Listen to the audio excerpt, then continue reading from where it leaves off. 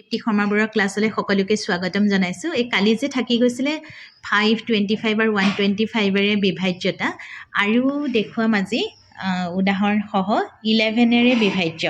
ঠিক আছে, তাৰ আগতে আমি অকণমানি কথা দুটামান চাই লওঁচোন।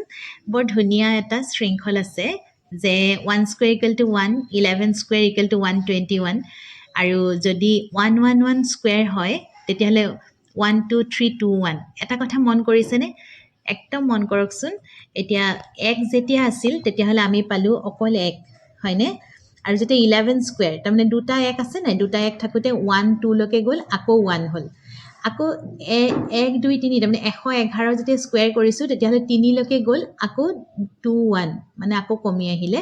সেইদৰে চাওক, ইয়াত আছে 7টা 1 2 3 4 5 6 7টা যেতিয়া স্কুৱেৰ কৰিছোঁ আমি কিমান পাম? 1 2 3 4 5 6 7 6 5 4 3 2 1 তাৰমানে 7ৰ পৰা আকৌ কমি আহিছে। তেতিয়াহ'লে বাই চান্স যদি আপোনালোকৰ আহে যে ৰুট মানে ইয়াৰ বৰ্গমূল উলিওৱা 1 2 3 2 1, আপোনালোকে একেবাৰে সহজতে কৰি দিব নোৱাৰিবনে? যিহেতু এই 1 2 3 3লৈকে আছে তেতিয়াহ'লে আমি 1 কেইটা দিম? 3টা, তাৰমানে 111 পূৰণ 111 তাৰমানে স্কুৱেৰ। আৰু স্কুৱেৰ হ'লে কি হয়? যেতিয়া বৰ্গমূলৰ তলত যেতিয়া দুটা সংখ্যা থাকে এটা সংখ্যা হৈ বাহিৰলৈ ওলাই আহে। তেনেকৈ ধৰক এইটো 1 2 3 4 5 4 3 2 1 দেখিলে মূৰ ঘূৰাই যাব, হয় নহয়? যদি আপোনালোকে এই কথাটো নাজানে। এই কথাটো যদি জানে তেতিয়াহ'লে কম ওজনে বাৰু, আৰু যদি নাজানে তেতিয়াহ'লেতো আৰু ইমান ডাঙৰ সংখ্যাটো কেনেকৈ উলিয়াম এতিয়া বুলি ভাবিব। এতিয়া চাওক 11111 তাৰমানে মুঠতে 5টা 1 আছে। তেনেকুৱা দুটা সংখ্যা পূৰণ কৰিলে আমি কি পাম? 1 2 3 4 5 4 3 2 1 ইমান ডাঙৰ সংখ্যা এটা পাম। তাৰ বৰ্গমূলটো হ'ব এয়া 5টা 1। নাহিবও পাৰে, মই জাষ্ট ট্ৰিকটো আপোনালোকক বুজাই দিছোঁ। তাৰপাছতে চাওক আৰু এটা ট্ৰিক্স আছে যে 1 3 5 গোটেইখিনি যেতিয়া প্লাছ কৰিম 13লৈকে, এই গোটেইকেইটা অযুগ্ম সংখ্যা হয়নে? একে 1ৰ পৰা 13লৈকে প্ৰথম মানে অযুগ্ম সংখ্যা কেইটা, কিমানটা অযুগ্ম সংখ্যা যোগ কৰিছোঁ? 1 2 3 4 5 6 7টা। এই 7টা প্ৰথম অযুগ্ম সংখ্যা যেতিয়া যোগ কৰিছোঁ, ক্ৰমিক মানে যোগ কৰিছোঁ, তেতিয়া যিহেতু আমি 7টা যোগ কৰিছোঁ অযুগ্ম সংখ্যা, সেইকাৰণে তাৰ উত্তৰটো কেনেকৈ একদম সহজতে পাই যাম জানেনে? 7 স্কুৱেৰ। আমি জানো 7 7 গুণ 49, উত্তৰটো হ'ব 49। তেতিয়াহ'লে আপোনালোকে ক'ব পাৰিবনে 1 2 3 4 5 6 এই যে 6টা ক্ৰমিক অযুগ্ম সংখ্যা আমি যোগ কৰিছোঁ, তেতিয়াহ'লে ইয়াৰ আনচাৰটো কি হ'ব? Obviously 6 square equal to 36। তেনেকৈ আপোনালোকে অতি সহজতে, কিমান উজু ট্ৰিক্স চাওকচোন, অতি সহজতে উত্তৰটো উলিয়াই দিব পাৰিব।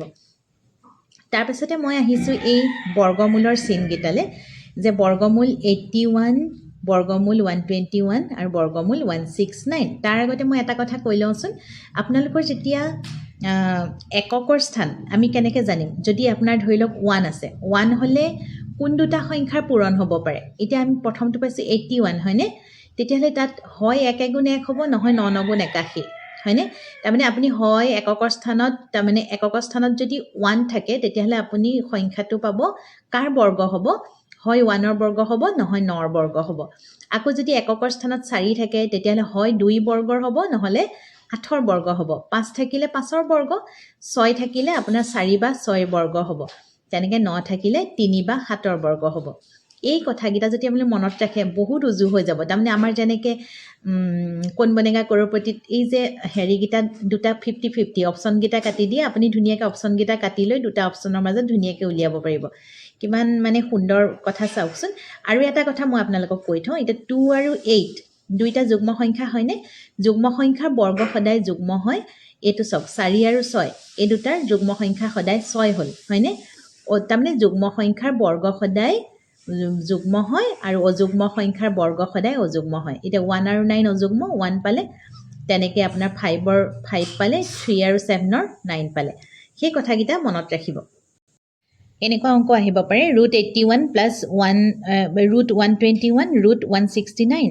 এতিয়া আপোনালোকে যেতিয়া আপোনালোকৰ মুখস্থ থাকিব মই যে আপোনালোকক 30 লৈকে মুখস্থ কৰিব কৈছিলোঁ বৰ্গটো 30 লৈকে নোৱাৰিলেও 25 লৈকে এটলিষ্ট কৰি থ'বচোন তেতিয়া আপোনালোকৰ আপোন লাগিব আচলতে সংখ্যাকেইটা দেখি সেইটোহে ডাঙৰ কথা এতিয়া চাওক 81 মানে আমি জানো 9 9 81 11 11 121 13 13 169 এতিয়া এই বস্তুটো আপোনালোকে পাতি দেখুৱাব নালাগে আৰু সময় নষ্ট কৰি নাথাকিব ডাইৰেক্ট 81 দেখিলে আপোনালোকে 9 পাতি দিব √121 দেখিলে 11 পাতি দিব আৰু 169 দেখিলে ডাইৰেক্ট 13 পাতি দিব গোটেইকেইটা যোগ কৰি আমি এটা 33 পালোঁ তাৰ পাছতে চাওক এইটো কিউব ৰুটৰো আপোনালোকে চাওক এইকেইটা অন্তত 9 লৈকে মুখস্থ কৰি থ'বচোন মুখস্থ কৰি থ'লে মই যিটো শব্দ কৈছোঁ আপোন লাগিব যেতিয়া আপোনালোকে প্ৰশ্ন কাকতত দেখিব যে এই সংখ্যাকেইটা যেতিয়া দেখিব তেতিয়া যথেষ্ট আপোন লাগিব আপোনাৰ পটককৈ মগজলৈ আহিব দেই তে 2 কিউব 8 3 কিউব 27 4 কিউব 64 5 কিউব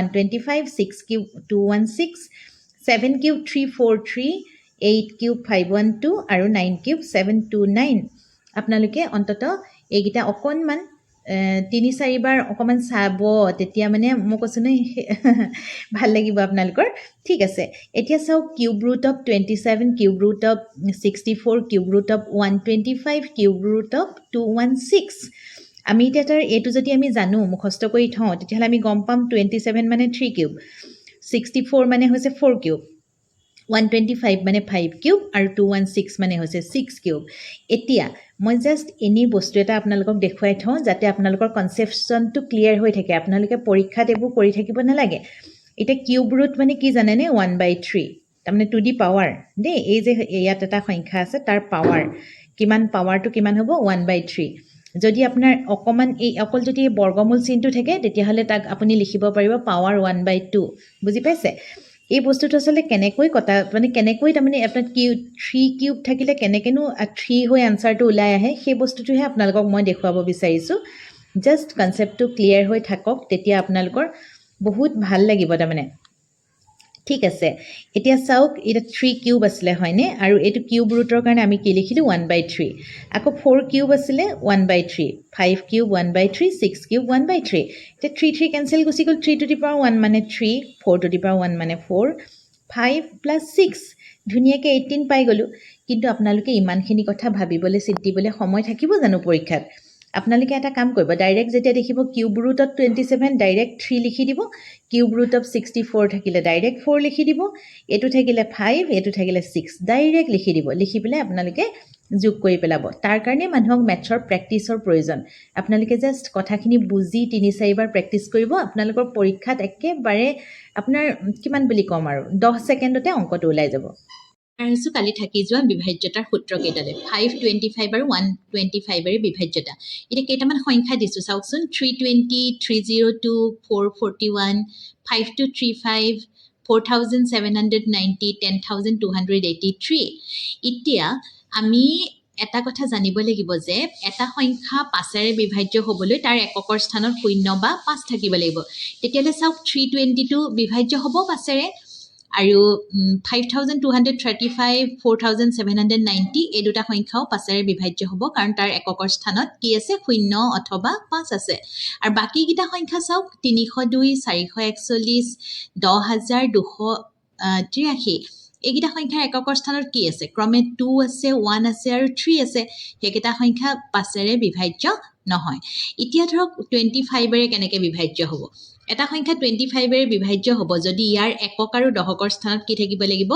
00 বা 25ৰে বিভাজ্য হয় তাৰমানে 00 থাকিলেও হ'ব আৰু 25ৰে বিভাজ্য হ'ব লাগিব এতিয়া আপোনাৰ কেইটামান সংখ্যা চাওক 350 7100 54325ৰ সংখ্যা তিনিটা 25ৰে বিভাজ্য হয় কিয় একক আৰু দশকৰ স্থান চাওক 50 আছে 52টো 25ৰে বিভাজ্য হ'ব 2 25 50 আকৌ চাওক ইয়াত ডবল শূন্য আছে ডবল শূন্য থাকিলে কি হ'ব 25ৰে বিভাজ্য হ'ব আকৌ ইয়াত আছে দুটা সংখ্যা কি আছে 25 25ক 25ৰে হৰণ যাব এবাৰ সেইকাৰণে এই তিনিটা সংখ্যা 25ৰে বিভাজ্য হ'ব আনহাতে আপোনাৰ 752 910 আৰু 11507 এইকেইটা সংখ্যা 25ৰে বিভাজ্য নহয় কাৰণটো কৈয়ে দিলোঁ আকৌ চাওক এই সংখ্যাকেইটা মন কৰকচোন 251 2500 52,300 সংখ্যাকেইটা 125ৰে বিভাজ্য নহয় কাৰণ 125ৰে বিভাজ্য হ'বলৈ সদায় একক দশক আৰু শতক স্থানৰ অংককেইটাৰ গঠিত সংখ্যাটো